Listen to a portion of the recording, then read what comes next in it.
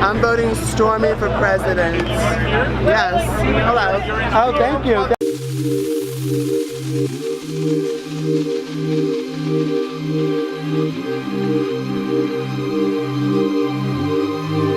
You know, I talked to the mayor beforehand, and he said they were giving this to her because she's a heroine. Do you agree with that? 100%. Why? Why? Because I think she's shown incredible courage, a lot of fortitude in the face of a lot of adversity, and she's not going to go anywhere. She's not going to back down. And if it wasn't for her, I certainly wouldn't be standing here right now. And I think she's brought a lot of facts, a lot of evidence to light for the benefit of the American people, and I applaud it for it. Is it about resisting Trump, as the hashtag says? I mean, I think a lot of people see it in a lot of different ways. I mean, I think she stands for truth above all else. Just one other question about the $10 million debt you have, as well as the $1 million. It's so ridiculous. I'm not going to answer. Do you think that's bad for your clients? No, it's ridiculous. It has absolutely no relevance to this. If you want to ask me any questions about things that matter, I'll be happy to answer. But you can Michael, talk to me a little bit about Stormy Daniels getting an award. A lot of people sort of look at this and went, "Huh? What do you think about that?" No, I think it's well deserved. I mean, I think she's I think she's an incredible woman, and she's certainly deserving of it. And you know, I think it's going to be the first of many, quite honestly. I think she's going to get a lot of awards from a lot of different groups and organizations, especially as it relates.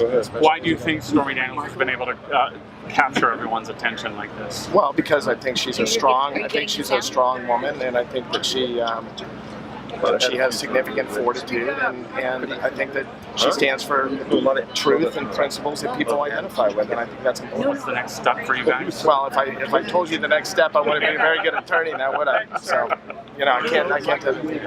Thank you, sir. Appreciate it. Thank you. Thank you. Thank you. What's your name? Edward. Edward. I want to tell you, you just raise the roof a little bit more. You and Stormy. Thank you. Well, and I really do think she should run for Congress. Well, I really do. Do you have any political aspirations? I don't know. You have to ask her. We haven't talked about it. We have a lot of other things we talk about. Does the lawsuit make it harder for you to do your job for her? What, you mean the cases that we have? No, the $10 million bankruptcy lawsuit. Can you speak to that? Harder for you to do your job for her. Well, then what is it? It's a sideshow. Well, what is it then? The Santana judge said that you didn't pay up, and now you have to pay $10 million. You do a wonderful job, but this is a sideshow. So tell me why it's a sideshow. Explain it to me. Well, explain it to me then. What am I getting sucked into? Why don't you explain it to me, and then I'll be more knowledgeable. Well, you won't answer my question. Thank you. So do you. So can you answer the question? Who's paying you?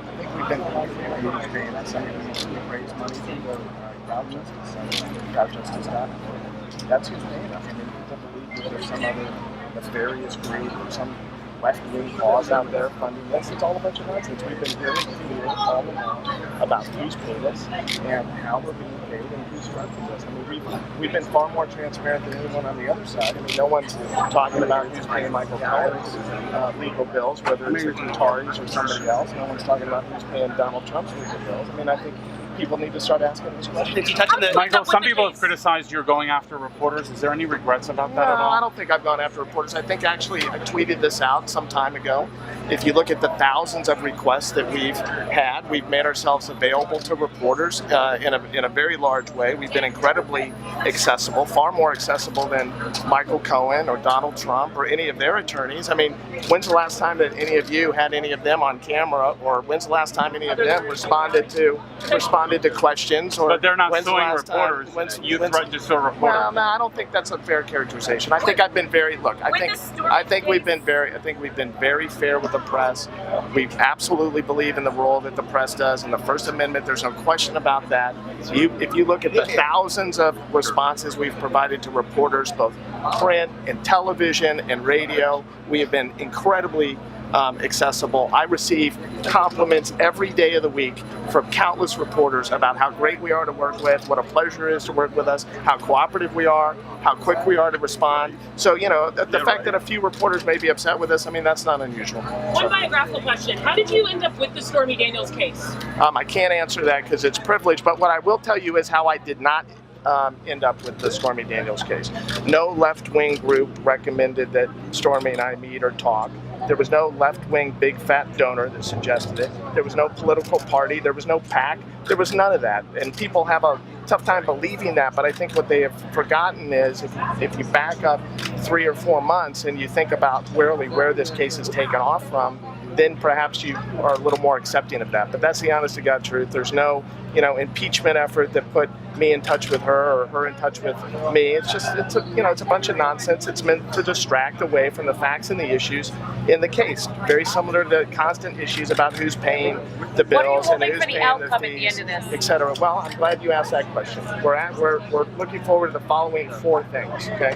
First of all, we want the NDA invalidated on the grounds that we have stated in our complaint, including that it was a violation of campaign finance law, among other things. We want to succeed on the defamation claim that we have against Mr. Cohen, and we want damages awarded in connection with that. We want to succeed on the defamation claim in connection with Mr. Trump and his statements, and we want damages for that. And then lastly, but certainly not least, we want full disclosure, full information, full evidence, full documents laid out for the American people relating to the use by Michael Cohen of Essential Consultants, its establishment, the bank account, the money that flew or that flowed in and out of that account. We think it's critical for Americans to have that information. And look, if there was nothing improper about it and nothing nefarious about it, then they should come clean and provide that information. We believe that there's a lot of nefarious activity that went on. We believe it's been a concentrated cover-up by Michael Cohen and the president, and we intend on proving it. Is your case on hold until the Cohen stuff is settled? No. Your bankruptcy case? Michael. Yeah. We don't have a bankruptcy Michael. case. The judge There's no pending bankruptcy case. You need to check your facts. It's dismissed. It's a sideshow. Who cares? No, you should check what about your debt? The debt before Doesn't that. matter, guys. So, counsel, how concerned are we Stormy's going to say something tonight that's going to cost her $1 million? Not concerned at all. I mean, if you got her on a fairly tight restriction, Nobody put Stormy Daniels on a tight restriction. That's not how she's built.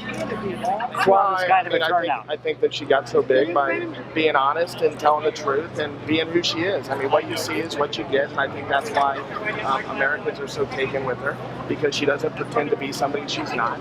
She's one of the most self-aware people you'll ever meet in your life. She has incredible courage, and I think people are taken by that. And look, there's little question in my mind that the people that truly were open to hearing what she had to say on 60 Minutes saw her interview and believed what she said. I think they found her to be very, very credible.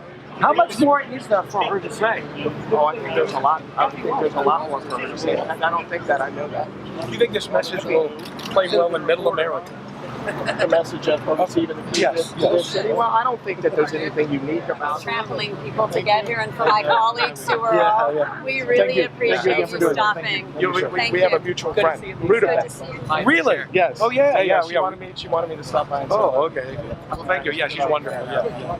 Well, thank you so much. Thank you. Want to know what you were accomplished today? What was accomplished today, Michael, overall at the end of the day? Well, I mean, I think it's for additional exposure for Ms. Daniels and what she stands for and her beliefs and the gratitude that everybody has for her. I mean, this is an incredible turnout for an incredible woman, and I think that's pretty impressive. It's not just West Hollywood or California, it's all of America. No, it's all across. There's millions of people that are supportive of my client and her efforts, and I think rightfully so, because I think she's one hell of a woman.